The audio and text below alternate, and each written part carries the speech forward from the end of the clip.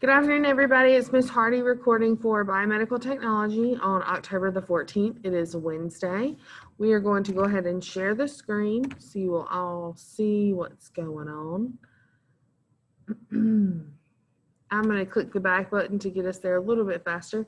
Here's the home screen. Clicking on the daily agenda for today, we are starting a new unit. This new unit is cell biology and cancer. We're going to do it backwards. So I'm actually going to talk about cancer first. Because most of us have either taken biology or at a point that I feel like we can kind of work our way backwards. But don't worry, the cell biology piece is coming and we're going to kind of include it a little bit today. But we're going to start first with talking about cancer. So heading down to page 10. I know it's getting long, guys. Okay. All right, so your discussion post is up for the day. Okay, it is what we are calling a brain dump, our activity, our brain dump, and then we're going to start Unit 4, Cell Biology and Cancer. So we're going to do an introduction PowerPoint, just to kind of give you a brief overview of what we're going to be talking about over the next week or two. You're responsible for taking notes from today's Zoom, so I'm not giving you a note guide for this particular section. I will provide you the essential question for this unit sometime during my Zoom today, and you have to answer that question on Canvas under the Zoom quiz Unit 4 intro by 11:59 p.m. tonight. So what that means is I'm holding you accountable to watching these Zooms because they are very beneficial to you. And then under the assignment, under the modules tab, you'll see more information on that. But clicking to the discussion post, and I'm going to turn just a little bit so you don't see it clicking on the screen behind me. Here we go. All right, so for the discussion post today, it's a brain dump. Basically, what do you know about cell biology and cancer? So one sentence on each. So I have a couple of people who have already posted. And this, again, is just a brain dump activity to kind of find out what you know, okay? So heading to the modules, you're going to see that I've shortened some of the modules up here because we are heading to a new unit, cell biology and cancer. So here is that Zoom quiz. What you're going to do is answer that essential question. For this quiz, you must first listen to the Zoom uploaded from today's class. That's what you're listening to right now. And it will not be uploaded before 3 p.m. So that means that those of you who are in face-to-face learning today will get it in live real time. And then everybody else can listen to it either live or can listen to the recorded Zoom. And I will ask the essential question for today, and you must answer it in this quiz, okay? So it's just going to be that one quick question, and you can rewind me and listen to me over and over if you need to be able to answer that question. So what you're going to see here, I'm going to pull up the cancer file, and I'm actually going to go a different way to make it a little bit bigger for you guys. Decoding cancer. This is an interactive lesson. So normally if we were in the classroom, there are little activities we could do as we go. I'm going to walk you through some of those activities, but we're not actually going to be able to do them because we are all learning at different times of the day. But basically, we are learning about what is cancer. So first we're going to learn what can go wrong, and then we'll talk more about the different pieces and parts of the cell. So think back to biology class or science class when we talked about mitochondria and ribosomes and DNA, RNA, nucleus, ER, Golgi apparatus. Those are the things we're talking about in terms of cell biology, okay? Whoops, excuse me, guys. All right, here we go. So cancer overview. These are the objectives, okay? So these are not your essential questions. These are the objectives. So some of those include some of those activities we would have done. So this whole PowerPoint gives you basically a scenario. So we're going to talk about Steve and Nikki. And Steve and Nikki are twins whose mom has just been diagnosed with cancer. And Steve and Nikki are not quite sure what that means for them. How does cancer with my mom affect me as her child? Okay. So Steve is letting us know that his mom has a doctor's appointment, so she's not going to make his football game. But he is really sad that his mom's not there because we know cancer affects you socially and emotionally as well. And he still doesn't exactly know what cancer is. He doesn't really feel like talking to his mom about it because she's got so much going on. So we're going to break it down in this PowerPoint. So what is true?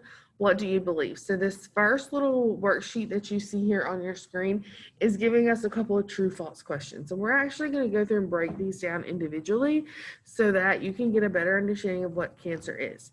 So if I had to ask you what cancer is right this moment, you would probably say things like what? What would you say?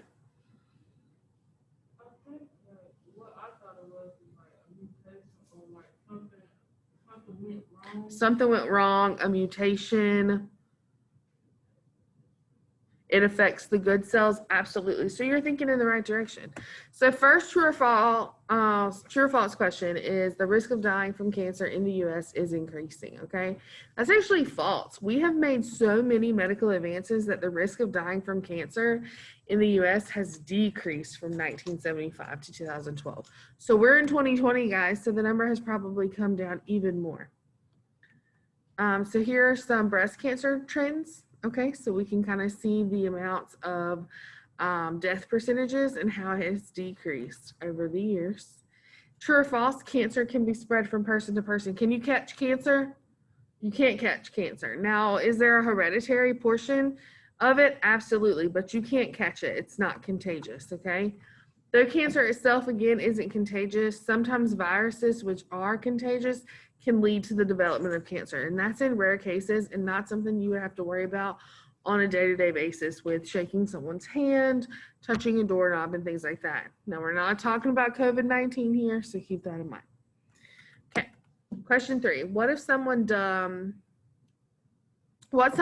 as a young adult has little effect on their chance of getting cancer later in life, okay? That's actually false. So most cases of cancer are the consequence of many years of exposure to several risk factors. So when we talk about risk factors in cancer, we call them carcinogens. And we're going to talk a lot of vocabulary, but basically carcinogens are cancer-causing agents. Can you guys think of anything that could potentially cause cancer later in life? Smoking. She said, so one of our students says the food that you eat, obviously the healthier you eat, the better, okay? What about those people who like to lay in the sun all day? UV rays is one of those. Being around toxic fumes is one of those, like mesothelioma, okay? Number 4, there is a current cancer cure. The medical industry won't tell the public about it because they make too much money treating cancer. False, okay? This is so false. I've heard this all the time. There are lots of doctors who are personally affected by cancer, either in their families, in their workplaces. And so, no, there is no cure for cancer that we aren't sharing. It's such an important discovery that something like that would be yelled from the mountaintops in the highest mountain in every continent of the world, okay? So think about the speed at which other medical breakthroughs have happened. So it took us until the 19th century, guys, to really start going with vaccines and antibiotics. So it takes a long time. So there's been a lot of history, and we just started working on the cure for cancer. So, you know, there's no telling where we will be in a century or even a decade. But is there a cure today? No. Number 5, treating cancer with surgery can cause it to spread throughout the body, okay? That's false, okay? That is not true. You'll hear a lot of people who are a little bit older say, nope, you're not cutting on me because that's going to spread the cancer, because that used to be a myth. If you had surgery on your cancer spots, your tumors, then it would spread it, and that's not true. Specialists in cancer surgery know how to safely take a biopsy, which is a piece of the cancer cells or a piece of the tumor, and remove tumors without causing the cancer to spread. In many cases, surgery, which means removing it, most of the time is super, super important in your treatment plan. So the sooner we can get out those bad, damaged, mutated cells, the better. Cancer can be effectively treated. That is 100% true. There are 5 major types of treatment for cancer. Those are surgery, radiation, chemotherapy, biologic therapies, and therapies that boost the patient's immune system. Okay, so we can certainly treat cancer. Not everybody's going to qualify for every type of treatment. A lot of people have surgery and radiation and chemo. Some people have the therapies with radiation. It depends a lot on what type of cancer you have, where it is, how progressed it is, okay, because we know there are stages to cancer, and that can give you an idea of how bad it is, okay? So effective cancer treatments can include several types of cancer warrior. What do each of the following professionals do to fight cancer? So we're going to break this down as a class, okay? Oncology physician is someone who's gone to school and has become a doctor of oncology. Oncology is the study of cancer. So these people specialize in the cancers itself. How does the cancer grow? Where does it start, etc.? And how do we treat it? Cancer researchers are those who perform tests and research cancer, because the more we know about something, the better we can treat it, okay? The nurse is the person who provides that one-to-one bedside care to a cancer patient during their treatments, during their times of need, and answers their questions. Pharmacists are the ones who are writing the prescriptions and filling out information for radiation therapy and chemotherapy.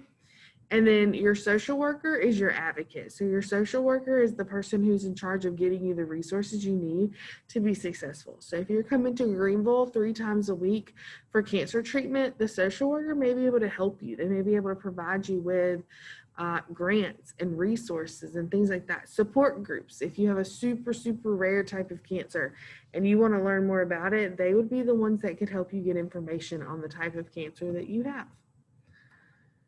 So true or false, cancer is a group of over 100 types of diseases. This is 100% true. There are some main categories that you're going to hear thrown around more often. So carcinomas, okay, sarcomas, leukemias, lymphomas and myelomas, and central nervous system cancers, okay? So later on, we'll break these down a little bit more. We know that OMA is cancer. EMEA is blood, and then of course our central nervous system, which is in charge of everything from our breathing to our digestion.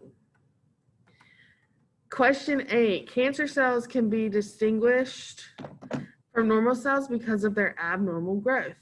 100% true, okay? So normally cells grow and divide to produce more cells to keep the body healthy. So we're constantly, in a way, almost regenerating. Our body produces more and more and more cells every day because our cells die, okay? But they go through a life process, a life cycle, and then they die, and our body produces more cells to replace them. Sometimes the process goes wrong, and so that's exactly what our student said earlier. There's something happens during the replication or reproduction of those cells, and something goes wrong.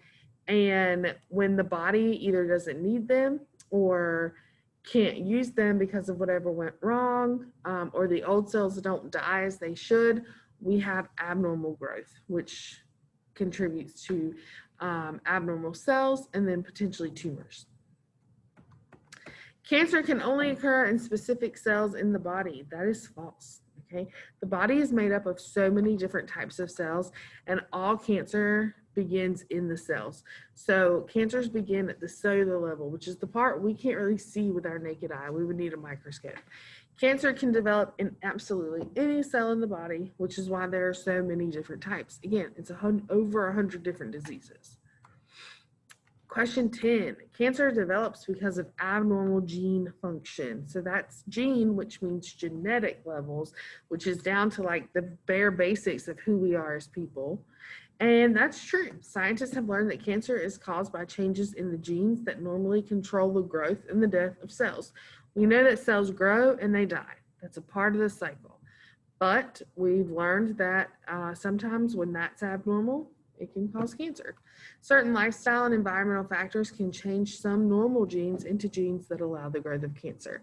Again, lifestyle factors including cigarette smoking, illicit drug use, UV rays, things like that. So, based on what you learned today, your essential question is going to be, what is cancer? Okay, this should be an individualized response. So that's going to be your test question for today. What is cancer? All right, I normally don't like to use what questions. I normally do not like to use what questions. However, in this instance, I want you to give me a minimum of 1 paragraph to answer your quiz question on what is cancer. Please keep in mind, if you Google this answer, I will know, okay? If you copy and paste this answer from someone else, I will know. I want your definition of what cancer is based on what you learned today from these true-false questions. From these true-false questions, which you can use as a resource, you should answer your essential question quiz. What is cancer? Again, I don't normally ask what is questions, but for this one, I want to know exactly what cancer is in your own words, okay? All right, so we're going to stop here for the day. I'm going to stop sharing and give everybody the opportunity to answer that question. Again, this is in your own words, what is cancer?